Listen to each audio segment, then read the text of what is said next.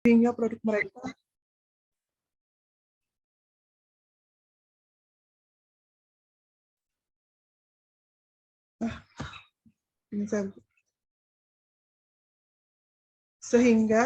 mereka dapat dipasarkan dan membantu membuka lapangan kerja yang lebih luas.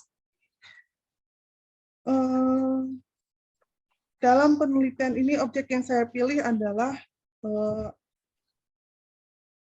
outlet Alfamart sebagai salah satu perusahaan yang menguasai pasar retail saat ini adalah salah satunya PT Sumber Avaria Trijaya. Sebagai pengelola jaringan minimarket Alfamart yang mulai berdiri pada tahun 1999. PT Sumber Avaria Trijaya sendiri pun mengalami dampak dari perlambatan ekonomi di Indonesia. Untuk itu, mereka juga menyiapkan beberapa strategi untuk menjaga pertumbuhan bisnisnya dan menghadapi pelemahan daya beli konsumen sendiri.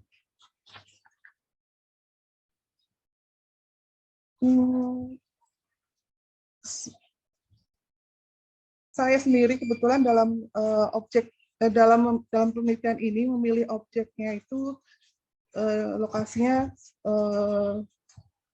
di DKI Jakarta, karena sesuai dari data yang saya perhatikan, daerah khusus ibu kota Jakarta itu banyak mengalami efek dari kebijakan pada saat awal pandemi, terutama dari mulai PSBB sampai dengan PPKM yang mengharuskan perubahan jam operasional, toko dibuka, terus kegiatan yang mengharuskan untuk social distancing yang sangat ketat pada saat itu, dibandingkan di daerah lainnya di Jawa dan Bali.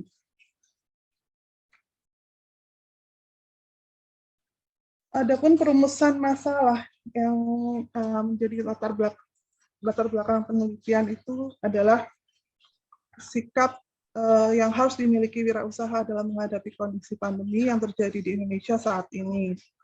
Kemudian langkah-langkah yang harus dijalani untuk mempertahankan bisnis di dalam situasi pandemi saat ini.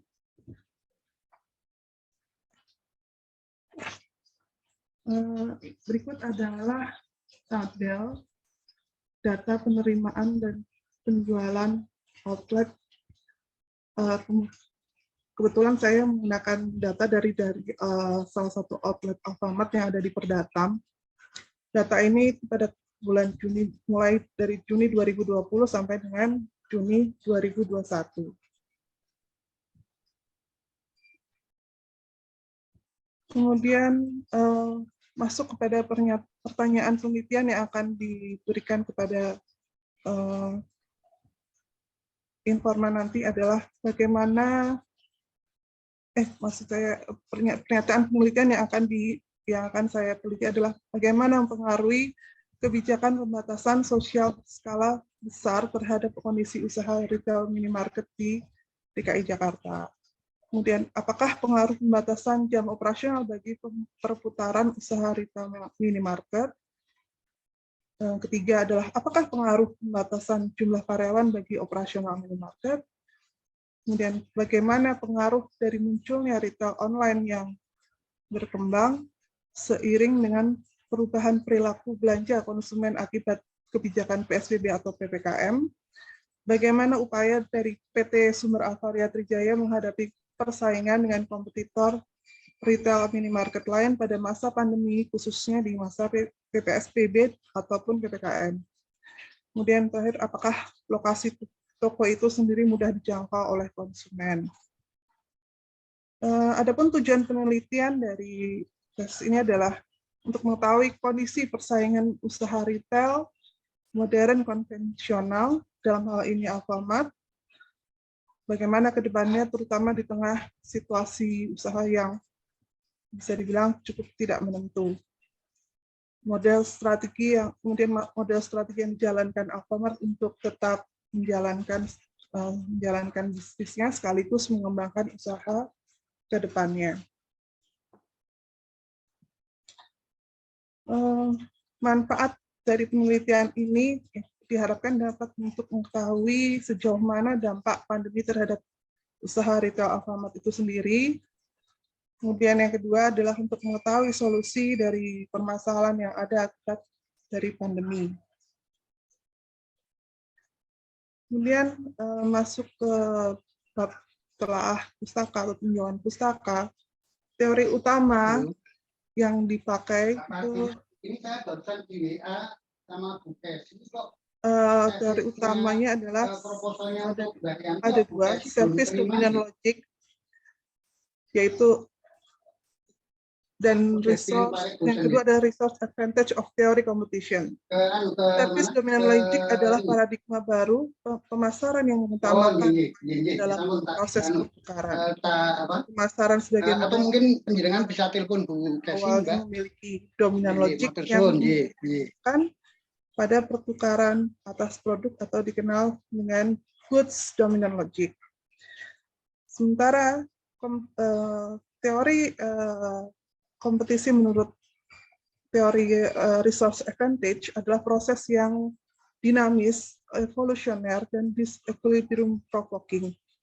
Proses tersebut terdiri dari perjuangan terus-menerus antara perusahaan untuk memberi keunggulan komparatif dalam sumber daya yang akan menghasilkan keunggulan kompetitif dalam posisi pasar dan kinerja keuangan yang superior. Adapun tinjauan pustakanya, definisi retail itu sendiri yaitu adalah keseluruhan aktivitas bisnis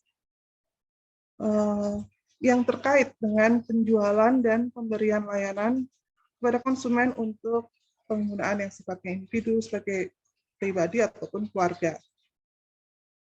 Supaya berhasil dalam pasar retail yang kompetitif, maka pelaku retail tentunya harus mampu menawarkan produk yang tepat, lokasi yang tepat juga, harga dan waktu yang tepat juga. Keunggulan bersaing yang harus diperhatikan dalam retail itu adalah ada 5, yaitu kesetiaan konsumen, program kesetiaan pelanggan, lokasi dari retail itu sendiri, manajemen sumber daya manusia, dan yang terakhir adalah layanan dan komitmen konsumen. Masuk ke metodologi penelitian. Desain penelitian dari desain penelitian yang akan digunakan adalah metode pendekatan penelitian kualitatif. Sementara setting penelitian ini adalah lingkungan tempat atau wilayah yang direncanakan untuk dijadikan sebagai objek penelitian. Dalam pemilihan informan, tentunya akan dipilih yang memiliki pengetahuan dan pengalaman bekerja di Alfamart. Kemudian yang mampu memberikan informasi secara benar. Kemudian terakhir itu diharapkan minimal sudah bekerja 1 tahun lamanya di Alfamart itu sendiri. Kemudian metode pengumpulan data penelitian ini menggunakan seperti tadi yang sudah disampaikan adalah penelitian kualitatif yang akan dilaksanakan dengan studi pustaka dari literatur atau jurnal penelitian yang sudah ada sebelumnya, juga mengambil data sekunder yang ada yang terkait dengan penelitian ini. Kemudian dilakukan wawancara, observasi, juga dokumentasi data dengan seluruh pelaku atau pihak terkait penelitian ini. Kredibilitas data penelitian itu ada 3, yaitu uji kredibilitas, pengujian dependability, kemudian yang terakhir ada pengujian confirmability. Adapun teknik analisis data itu bisa menggunakan kualitatif juga kuantitatif.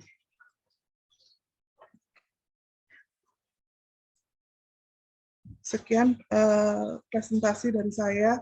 Mohon masukan dan juga tanggapannya dari Pak Paulus, Pak Indarto, dan juga Prof. Desi. Terima kasih. Ye. Baik, kalau begitu Mbak Yanti, tolong disiapkan alat tulis untuk mencatat semua masukan dan saran-saran yang akan diberikan oleh penguji. Dalam hal ini adalah Prof. Desi. Monggo Prof. Desi, kami persilahkan. Masih di mute, Prof. Mikrofonnya masih di mute. Tolong di unmute dulu.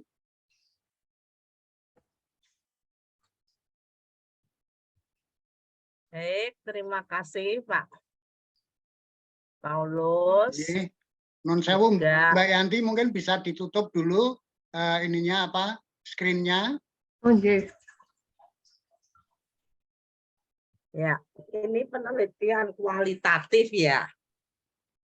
Prof. Ya, betul ya. Baik, kalau penelitian kualitatif, ini mestinya sudah langsung ini aja. Untuk RUP ini kami menyetujui. Yang pertama itu adalah jenisnya. Di sini kan ada setting ya. Jadi metodologi dulu. Saya langsung ke metodologi. Yang halaman 10. Nah ini. Jadi nanti kita ditarik mundur. Yang bab 2 dan bab 3, 1 itu bisa menyesuaikan. Sekarang itu kita akan menyelidiki metodenya di sini. Yang di halaman 10 itu kan fenomena sosial. Fenomena berarti nanti adalah yang desainnya adalah fenomena. Nah, fenomena itu kan diambil di sini salah satu studi kasusnya. Jadi bagaimana fenomena yang ada. Nah, sebenarnya ini untuk menjawab masalah kalau kita jawab ke pertama tadi. Jadi kan masalahnya isunya ini kan diperjelas. Jadi isunya itu apa, ya? Nah, jadi fenomena wirausaha itu menanggapi itu seperti apa ya? Gitu ya. Fenomena itu jadi apa ya? Kayaknya sekarang tuh para pengusaha itu kalau lihat pandemi, sikap itu ya sudah harus tantangan, harus biasa gitu. Misalnya nanti pertanyaannya sudah ada kira-kira untuk menjawab masalah yang ini. Bagaimana sikap yang harus dimiliki wirausaha dalam menghadapi kondisi untuk pandemi. Maka kita harus mencari yang pertama tuh di sini kan informan kunci. Nah, informan kuncinya itu berapa? Yang pertama untuk menjawab masalah ini. Yang masalah pertama kan wirausaha. Terus yang kedua juga langkah. Berarti ini di sini informan utamanya adalah mereka yang langsung. Sedangkan informan tambahan itu yang terlibat. Nah, saya juga kepengen tahu ini. Apakah informan ini tidak mencantumkan juga ini apa namanya pelanggan, walaupun itu bukan untuk menjawab. Jadi kalau kita mau menjawab masalah kita ini kan tentu ide-ide apa itu juga datangnya dari pelanggan. Nah maka ditambah ya informannya tuh pelanggan. Nah tentu ya pelanggan kunci. Maksudnya di situ pelanggan yang bisa tahulah ya, misalnya orang yang nggak ngerti, nggak berpendidikan, nggak pernah usaha atau hanya sekedar beli itu ya juga nggak bisa. Jadi pemilihan informan kunci itu juga perlu ya. Nah, ini nanti informan kuncinya yang pengusaha siapa?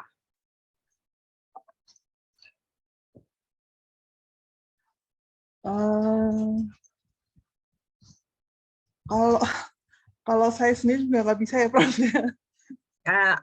Apa namanya, bias nanti. Bias. Jadi peneliti nanti tidak bisa, harus yang bukan, ya. Yang bukan, sebaiknya kita harus memisahkan itu. Informan kuncinya siapa? Misalnya kalau temannya, misalnya, ya. Ini karena kan Alfamart ya, Indomart, nah, temannya itu yang punya aja, Bu. Jadi kalau yang pertama, jadi gini kan, kita pakai teori SDL, Service Dominance Logic. Nah, itu yang difokuskan adalah value, bukan resource.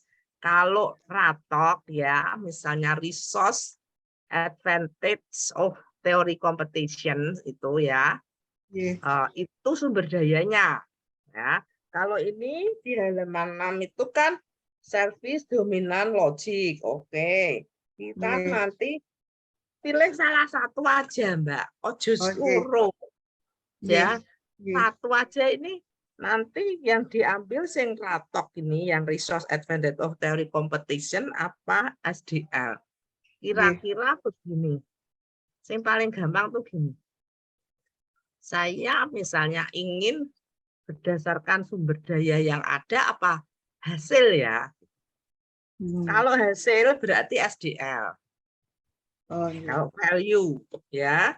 Tapi kalau ini mengangkut sumber daya, jadi orang yang bisa mengelola sumber dayanya dengan bagus, maka dia akan unggul. Nah, itu berarti yang kedua. Pilih salah satu, ya, satu aja. Terus nanti untuk daftar pustaka dan sebagainya bisa ditambahi. Tapi yang utama adalah langsung terjun. Kalau penelitian kualitatif itu sudah langsung terjun ini. Nah, settingnya adalah yang pertama kita pakai triangulasi, ya. Metode triangulasi itu yang pertama adalah observasi, ya. Observasi itu ya seperti tadi, ya kita boleh wawancara sama informan, ya. Terus setelah itu yang kedua, informan kuncinya harus ditentukan. Misalnya 7 gitu ya, Mbak. 7 itu terdiri dari, karena ini masalahnya adalah menjawab owner semua, yang halaman 4 itu bagaimana sikap wirausaha, langkah apa yang harus dijalankan. Berarti ini kan owner ya, ownernya lebih banyak. Paling enggak ini adalah informan utama ya, informan kuncinya ada 2 ya. Misalnya pemilik, owner ya. Terus yang kedua, pemilik itu kan yang punya strategi langkah-langkahnya gitu. Ya. Boleh enggak misalnya ibu saya, bapak saya, boleh. Ya, boleh. Tapi kalau peneliti enggak boleh. Ya.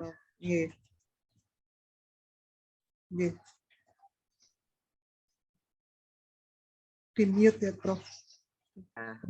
Ya, gitu. Nah, misalnya kakak saya, ibu saya boleh, ya. Tetapi harus dibatasi, jangan masuk di dalam keluarga, nanti masuknya di family business. Satu aja yang masuk. Dari misalnya informan kunci itu dari ownernya itu owner gitu ya, kakaknya atau ibunya ya. Nah, satu lagi informan kunci, ambil orang lain. Temannya yang punya Indomaret ya, boleh Bu yang yang mengelola juga boleh, tapi dia tahu semua. Yang saya, Prof, berarti kalau saya ngambil informan kunci orang lain misalkan kalau yang di sini kan ininya Alfamart, Prof. Terus kalau saya ngambilnya dari informan itu dari Indomaret nggak apa-apa ya, Prof ya? Nah, harus satu-satu. Ya berarti kalau Alfamart semua nggih. Ya, Alfamart semua. Indomaret semua. Kita tidak membandingkan kok. Jadi kita hanya melihat sikapnya ya, hanya kan kita mau lihat gitu ya, ada 2. Terus di sini kan di halaman 10 ada informan utama. Ya, ini kan maksudnya ini manajer itu maksudnya yang ngatur yang di situ, bukan ownernya. Nah, cari 2. Ya, kan sudah 4. Informan tambahan itu yang memberikan informasi langsung. Informasi itu bisa pelanggan. Ya, yang tambahan itu bisa pelanggan, ambil 3. Ya. Nah, 7 itu sudah bagus. 1 itu berarti nanti pakai metodologinya triangulasi. Triangulasi itu yang pertama tadi settingnya adalah observasi. Observasi itu dengan wawancara dan sebagainya dan direkam semua ya. Terus jangan lupa bisa saja kalau punya informan terhadap barangkali ya di situ kan banyak stakeholder ya. Stakeholder itu istilahnya orang-orang di sekitar situ boleh. Keberadaan yang seperti itu tuh yang diinginkan apa sih? Boleh Bu, misalnya Pak Lurahnya boleh, Pak RT-nya boleh, atau yang memberi izin itu siapa ya gitu ya. Itu boleh jadi stakeholder yang istilahnya tuh yang berkaitan dengan retail gitu tuh sebenarnya langkah-langkah itu seperti apa karena kita harus mengikuti regulasi yang akan datang. Jangan-jangan ada regulasi yang baru ya, misalnya itu. Terus triangulasi yang pertama itu, yang kedua adalah tentang dokumen. Nah, dokumen itu untuk bisa mensupport jawaban-jawaban informan tadi. Apakah betul wirausaha dalam menghadapi kondisi itu fenomenanya seperti apa. Nah, fenomena yang ada itu tentu ya ditunjukkan juga dengan dokumen-dokumen. Jadi tidak hanya bicara saja gitu. Ya. Nah, itu tadi observasi, dokumentasi, ya. Yang lainnya misalnya Bu, saya mau lihat yang di tidak hanya observasi Bu, tidak hanya dokumen Bu, saya mau lihat langsung. Nah, ini boleh, bagus. Jadi pengamatan itu. Nah, di sini kayaknya belum ada metode pengumpulan datanya kan sudah ada. Nah, kan diuji nih. Halaman 12 itu loh. Kan ada triangulasi ini ya misalnya. Nah, itu artinya apa toh? Sebenarnya kita tuh mau menguji. Ya, ada triangulasi ini ya, metode ini. Ini penting ini. Masalahnya kita kalau nggak ada untuk melihat valid tidaknya jawaban-jawaban itu terhadap metodologinya. Nah, langkah-langkahnya seperti itu. Terus setelah dapat ya, ini kan baru teknik. Setelah dapat, kita itu nanti jawaban-jawaban itu kan kita reduction. Kita kira-kira kita sudah punya framework dulu dengan teori SDL ini. Nah, nanti jawabannya supaya terorganize gitu, kita sudah memframework bahwa ini pakai matrik ya, pakai matrik dianalisis. Di matrik misalnya kelompok saya kepengen tahu jawaban ini untuk langkahnya misalnya. Langkah-langkah ini kan kita sudah masuk di teori SDL-nya apa aja. Nah, ini kan belum nyambung, ditambahi. Terus setelah sudah masuk sedikit-sedikit, baru kita nanti di belakangnya kalau bisa ya ada teori mininya itu. Jadi dari proposisi yang kita dapat hasilnya adalah teori mini untuk SDL itu. Saya sarankan itu boleh pakai ratok juga boleh. Suka yang mana? Ya. Jadi tergantung pada ratok apa SDL itu tergantung pada kondisi yang ada empiriknya itu. Itu mungkin yang bisa saya sampaikan supaya terjun langsung. Nah, kalau kemarin tuh pandemi kan, memang kalau kuantitatif kan nggak boleh ya wawancara dengan telepon gitu ya, kan harus bertatap muka. Nah ini mumpung ya mudah-mudahan nggak pandemi itu segera aja langsung gitu. Nah untuk bisa mendukung itu sebelumnya sudah ada apa kira-kira variabel-variabel walaupun kita nggak nguji pengaruh, tetapi besarnya ya, konsep besarnya itu kan ini belum muncul. Sehingga nanti yang ditanyakan itu nggak kemana-mana gitu. Ya. Jadi menurut saya ini harus ada konsep yang akan nanti dijadikan teori mini. Nah, dari hasil itu. Sehingga ini saya belum melihat gini, bagaimana misalnya ini apa pengaruh, bagaimana kebijakan, apa pengaruh pembatasan. Terus, nah ini masih agak makro, kita ke mikro.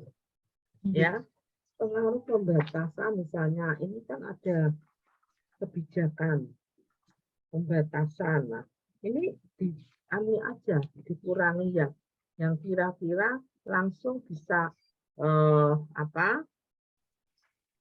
terkait dengan mikro. Mikro itu misalnya kayak ini. Bagaimana upaya PT ini menghadapi persaingan.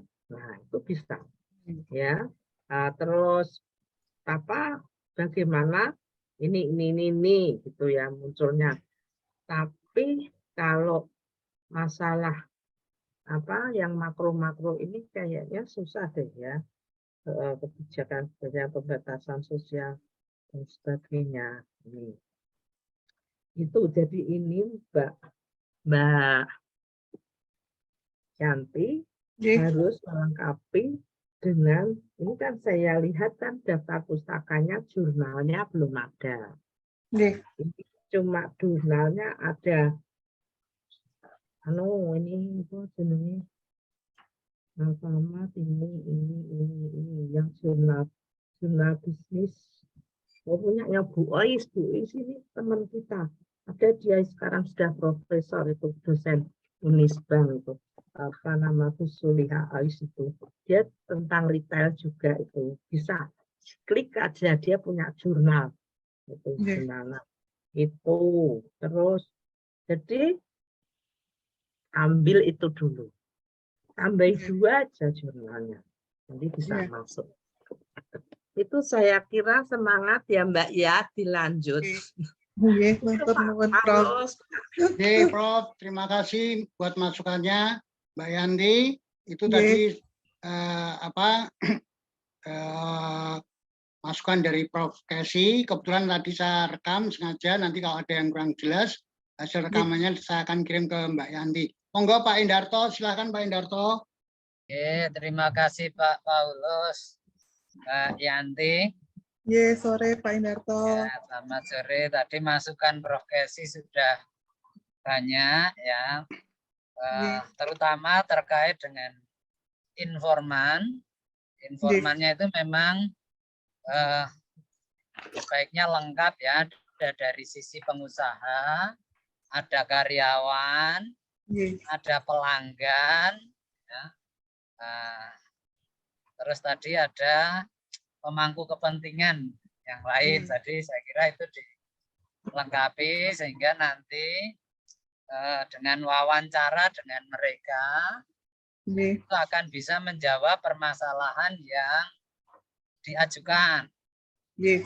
Nah, kemudian tadi yang dipresentasikan untuk pertanyaannya itu ada yang arahnya ke kuantitatif, ada yang ke kualitatif. Nanti dipilih yang kualitatif saja. Ya, Iya. kualitatif saja. Kemudian analisis tadi kan waktu presentasi juga kuantitatif dan kualitatif. Nanti dipilih yang kualitatif saja. Iya. Jadi sudah milih memang sejak awal merencanakan mau membuat penelitian kualitatif. Iya. Itu supaya tidak bingung nanti ada kuantitatif, ada kualitatif. Iya. Saya kira itu tadi profesi sudah banyak. Dilanjutkan Mbak Yanti, Iya. dikonsultasikan lebih intensif lagi. Baik, Pak. Itu Pak Paulus dari saya. Ya, terima kasih Pak Indarto, matur suwun Prof. Kesi. Jadi Mbak Yanti semangat nggih. Iya, Jangan Pak. lama-lama. Nggih, Iya. nanti saya sama Pak Indarto bingung mencarinya kemana. Ya, sampai kadang-kadang saya sama Pak Indarto kan saling ngecek. Udah di Iya. WA, sudah. Nah, kemana ini ya wah bingung ya hilang. Ya.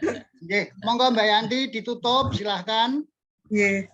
Matur nuwun Prof. Kesi, Pak Indarto, Pak Paulus atas masukannya. Terima kasih. Selamat sore. Selamat sore. Selamat sore. Nggih. Baik, dengan demikian ujian RUP atas nama Mbak Yanti bisa kita akhiri. Dan kita berharap sekali lagi Mbak Yanti semangat, ya. Jangan lama-lama, segera bisa dimulai ke lapangannya. Nanti silahkan konsultasi ke Pak Indarto dan saya. Ya, terima kasih. Nanti hasil rekaman ini saya kirim ke Mbak Yanti. Iya, matur nuwun Pak Iya, Paulus. sami-sami. Baik, terima kasih Prof. Kesi. Selamat sore. Sore Prof, sore Pak Indarto, sore Pak Oke, Paulus. Oke, baik, kita bisa akhiri. Terima kasih. Sudah selesai ya Pak Paulus? Sudah Pak, sudah. Oh ya. Oke, kita bisa live. Oke. Oke. Terima kasih Prof. Matur suwun Prof. Kesi. Oke. Pak, cucunya di mana? Di Jakarta atau di sini? Di Jakarta, Prof. Oh, di Jakarta. Wah, Nggih. sering ke Jakarta nanti. Iya, nanti hari Sabtu saya ke Jakarta lagi. Ya paling enggak di sana 3 hari atau berapa, terus kemudian baru kembali lagi, pergi lagi, gantian Prof. Ya. Dengan Nyonya. Pak, Nggih. saya sudah bilang Bu WR1, Bu Sopo itu, Prof Budi, Pak Indarto. nggih. Terus untuk menyurati Prof Sulianto, kira-kira tanggal 17 Novemberan ya, untuk diundang ke MM dalam rangka pembentukan S3. Tadi saya sudah ketemu Bu WR1 Pak. Nanti tapi suratnya yang meminta adalah ketua program supaya nanti link pada waktu kita ke Dikti itu runtut gitu.